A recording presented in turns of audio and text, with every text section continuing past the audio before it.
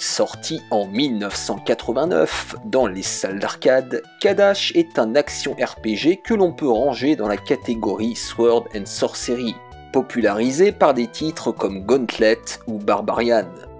Fort de son relatif succès, Cadash sera converti sur PC Engine dans un premier temps, puis sur Genesis uniquement.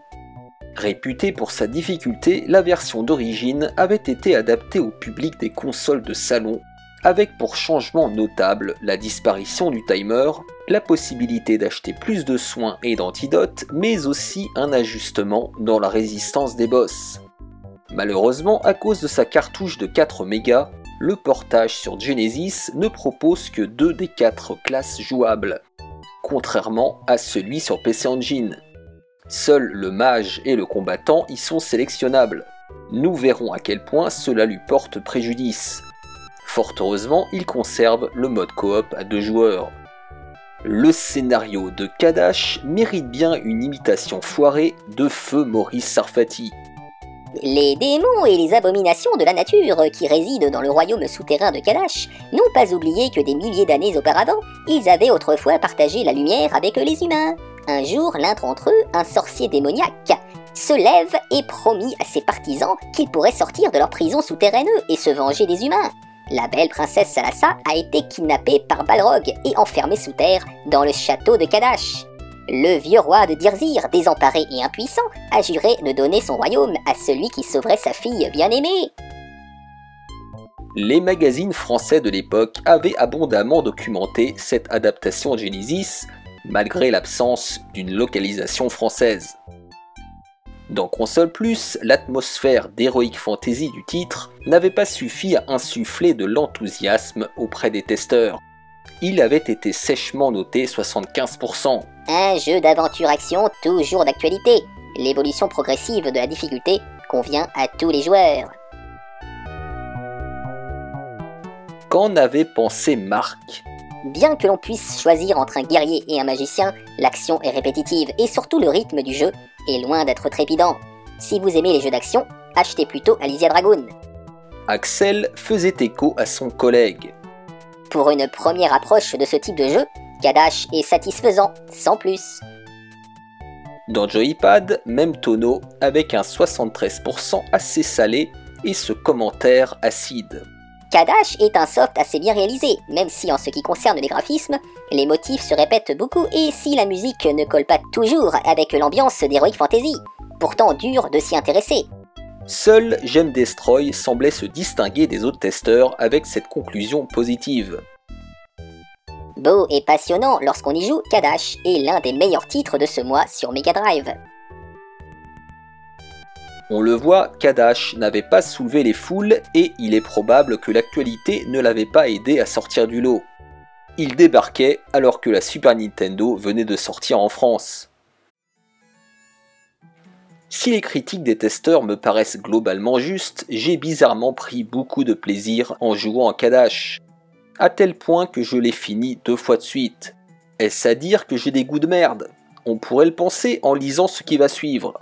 En préambule, précisons que je n'ai jamais touché à la version arcade de ce titre, donc c'est avec un regard neuf que j'avais abordé cette conversion. Techniquement, le jeu a pris un coup de vieux, il faut l'admettre. Sans être hideux, les graphismes apparaissent désormais ternes et tristes. Étrangement, il s'en dégage tout de même une atmosphère Heroic Fantasy réussie. Les environnements variés, qui alternent entre le lugubre et le fantastique, ont un charme et un cachet que je ne saurais expliquer. Pour le dire plus simplement, j'ai très vite été happé par l'aventure malgré les décors simplistes et les animations bas de gamme des sprites. Les musiques ne sont pas non plus à la fête. Non pas que les compositions soient mauvaises, mais le son, beaucoup trop strident, ne fait pas montre d'une exploitation réussie du YM2612 de la Mega Drive.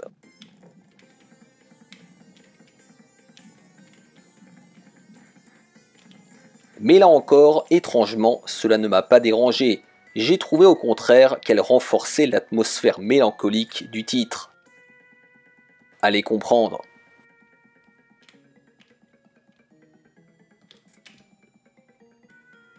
Venons-en au gameplay. Manette en main, le jeu m'a d'abord rappelé 2 titres qui m'avaient traumatisé en tant que gamin, Zelda 2 et Simon's Quest. Le principe du titre est assez simple. Résumé à gros traits, vous alternez passages de combat dans des donjons où il est possible de monter en compétences, et des passages en ville où vous pouvez restaurer vos facultés et bavarder avec les villageois pour trouver de nouvelles quêtes. C'est simple, basique, vu et revu, mais efficace. Les contrôles, sans être d'une grande précision, sont corrects. Seuls quelques passages ultra fourbes et cette habitude qu'ont les PNG de popper à l'infini vous posera véritablement problème. Pour le reste, le jeu alterne entre die and retry et farming.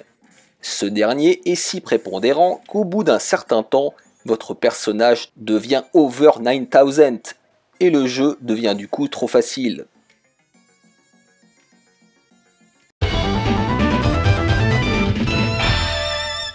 Versus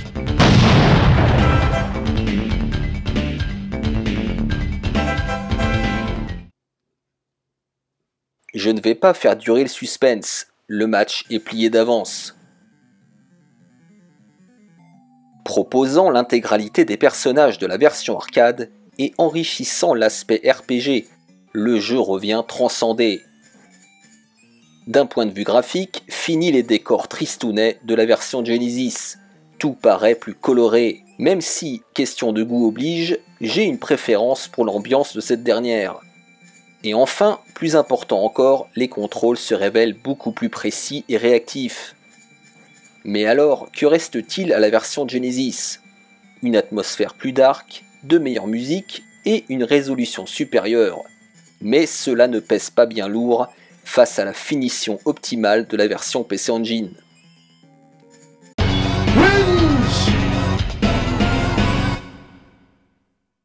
Cadash est un trip old school que je ne saurais conseiller à tout le monde. Comment expliquer que j'y ai pris tant de plaisir, alors que la liste de ses défauts est longue comme la bite de Colique Fantastique? Cela n'a tout simplement pas de sens, à moins que derrière ces atours frustes se cache une âme à laquelle j'ai été sensible. L'atmosphère des lieux, les dialogues, la quête. Une sensation empreinte de mélancolie et de nostalgie s'en dégage à chaque fois que j'y joue. Mais je me dois d'être un minimum objectif, et je ne peux décemment pas vous le conseiller, mais seulement vous suggérer de l'essayer. Qui sait, vous aussi vous accrocherez peut-être.